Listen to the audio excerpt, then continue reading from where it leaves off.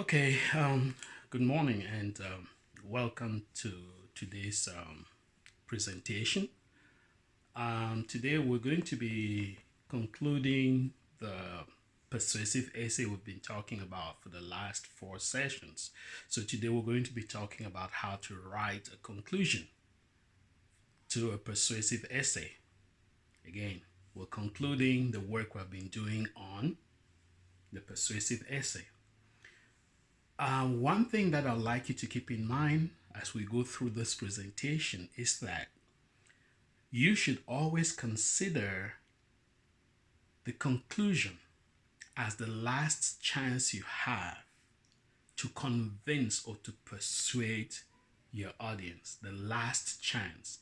You have to portray some confidence in the arguments you have made, because now you're going to be finishing those arguments. So it's your last chance to convince your audience.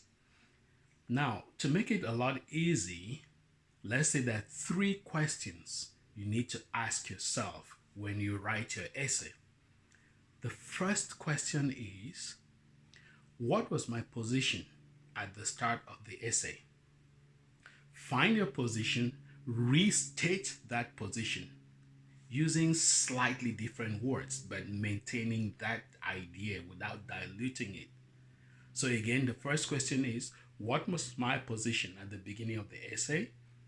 Think about it, find it, and then restate it in slightly different words. The second question is, what were my three arguments? Remember, at the introduction, we said three arguments.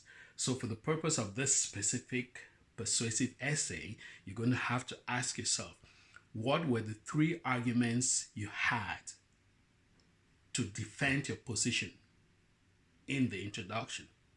Then you do the same as you did for the position. So you find those three arguments and then you restate those arguments in slightly different words, making sure that you come across as being right.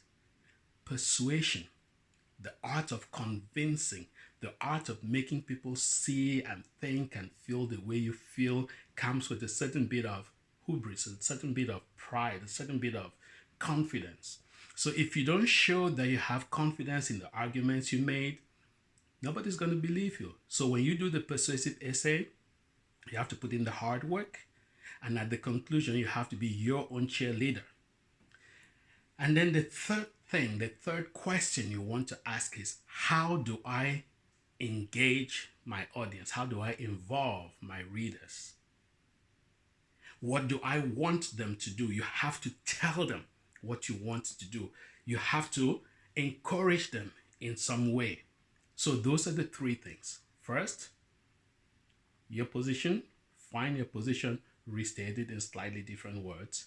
Second, go back to your arguments, restate them in a slightly different way, all the while showing that you're confident of your arguments. And thirdly, involve the audience. Make it kind of interactive, like tell them something you want them to do. Because if they buy into your persuasion, if they buy into the convincing that you've done, then they will do that. So it shouldn't be just an academic exercise. It should be a training for something that happens in real life.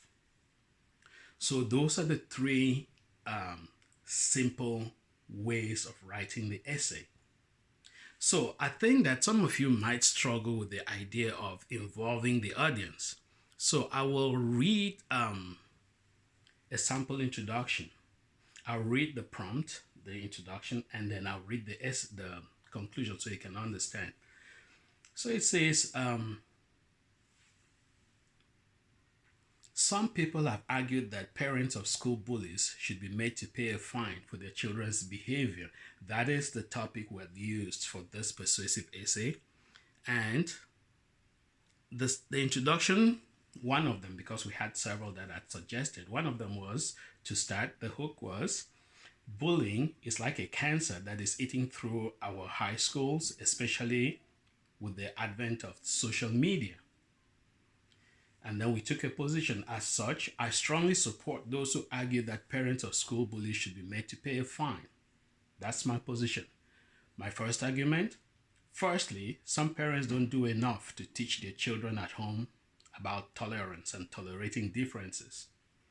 Second argument: bullying can negatively affect the health of some children for life.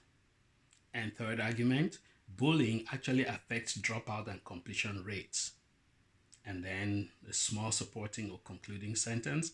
I will develop these arguments in the following essay to support my position. So I want you to get those basics and then we go to the conclusion.